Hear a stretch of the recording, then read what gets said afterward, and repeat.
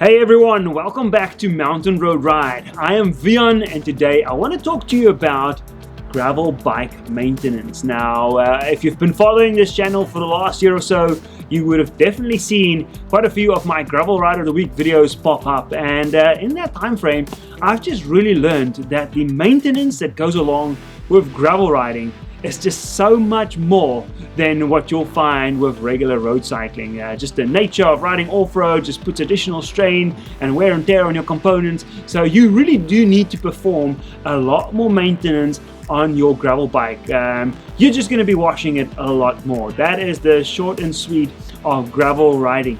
Now, to get that job done, you're going to need a couple of tools, and that's sort of what I want to put out there today. I've kind of built this little list of 10 tools that I felt is really useful when you are performing regular maintenance on your gravel bike. Now, if you're just a regular road cyclist, do stick around. There's going to be quite a few tools on that list that is definitely applicable to just regular road cycling, especially as it relates to tubeless tires and also disc brakes. So if your bike has any of those on it, do stick around. You're going to find some tools on this list that will be just as useful.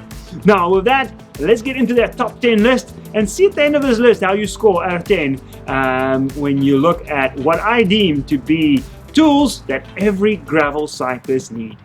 Number 1, a valve core removal tool. This is probably the smallest and most overlooked tool on my list, but this handy tool is surely a must for anyone running a tubeless setup. Use it to unscrew the valve to allow maximum air to flow into the tire when you want to seat it for the first time. And then another use for this tool is to use the side notch to install a valve extender. Perfect if you have deeper rim profiles. Number 2, a sealant removal and installation syringe. Getting tubeless sealant into a tire is usually not the problem, but try to remove a tire filled with sealant and it gets messy very quickly. Use a syringe to simply suck out that sealant and reuse it later when refitting a tire. The one that I purchased came with a valve core tool in the box, making this a great value bundle. Number 3, an air compressor. This is not a need-to-have tool, and you can most likely get away with an alternative like a booster pump, but having an air compressor makes fitting tubeless tires so much easier. Add a handy Presta inflator attachment and you now have a really powerful pump. I also use another attachment when cleaning my bike to help drive out all the water still left on the chain and in hard to reach places like the bolt faces. Number 4, a measuring caliper. This is the last tool that relates to the tires, but it's also the first tool on my list that relates to the brakes. A simple measuring caliper is great for those gravel cyclists who constantly obsess about their tire width and how much wider their tires actually measure once inflated.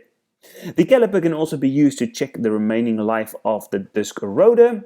A digital caliper might be more accurate, but an old school one works just as well. Number 5, disc rotor removal tools. From time to time, you'll want to remove your disc rotors, either for cleaning or simply to have them out of the way while fitting a tire. You'll need to check what type of rotor interface you have. If you have a 6-bolt rotor interface, you'll simply need the correct Torx tool, but for center lock rotors, you'll be faced with one of 2 lock rings. If the lock ring grips on the outer edge, then you'll need a bottom bracket tool like the BBT 69.2. However, if the lock ring grips within the ring, then you'll need a cassette lock ring tool. More about that one later. Number 6, a rotor truing tool. Now, spoiler alert, disc rotors are a pain. Yes, disc rotors are better at braking, but the tight clearance in the caliper means that you'll need to keep a watchful eye on rubbing disc rotors, especially when riding off-road. The rotor truing tool comes in super handy to help bend a rotor back into place when you are faced with that dreaded ticking noise created by a rotor that isn't true. Number 7, the disc caliper alignment tool. The last disc brake tool on my list, but probably one that is a sure favorite among home mechanics. This small tool does wonders to help align the disc brake caliper. Simply loosen the caliper bolts, stick this tool over the rotor and into the caliper, squeeze the brakes and tighten the caliper bolts back down. Some people will use the same technique but with a business card. However, I feel like the tool really gives you that much higher of a success rate when you try to align the brake caliper. Tool number 8, the cassette removal tools. When you ride on gravel, you'll learn that washing your bike is now part of the game. If you really want to give your cassette a deep clean, you'll need to be able to remove it from the wheel. For this, you'll need both the cassette lock ring tool, as described earlier, but then also a chain whip tool that can help keep that free hub in place while you loosen the lock ring. Number 9 on the list, torque wrenches. Now raise your hand if you've ever stripped a bolt because you've over tightened it. Those small numbers that you see printed on bike components are there for a reason. For general bike assembly like stems, handlebars and seat posts, you'll need lower torque numbers, but for other components like maybe the cranks, the cassette, disc rotors, etc., you'll want to look at getting a heavy-duty torque wrench that is capable of higher numbers. Now, this doesn't have to be a super expensive one either. I've used an old-fashioned beam-style one for this purpose with great success. Finally, number 10.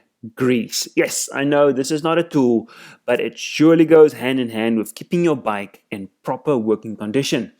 If you wash your bike a lot, and trust me you will when riding on gravel, then replacing washed out grease is a must.